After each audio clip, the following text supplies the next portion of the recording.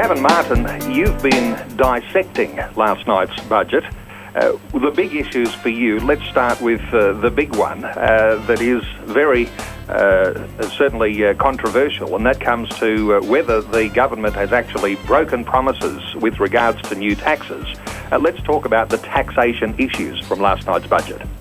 Yeah, it's pretty hard to, I think, argue that you haven't broken any promises in terms of not introducing new taxes. I think Joe Hockey was last night attempting to communicate that because overall taxes are going to be lower, that we haven't broken any promises. But I think it's playing on words there a bit because they've actually introduced new taxes. But as we mentioned earlier, the biggest concern, I guess, is the social security, the co-payment for visits, although there are some mechanisms to assist those. So I think you can have you only need to pay the co-payment on the first 10 visits for a child, and then it's not paid. So there are some frameworks put in place to minimise the pain to a degree, but it is a regressive type of tax, that co-payment. Gavin, when the Prime Minister says their fundamental promise was to repair the budget, when we talk about broken promises and such things like that, we are seeing broken promises, but we are also seeing a commitment that is actually being fulfilled at the same time. That's a little bit confusing, isn't it? It's a really hard situation to be in.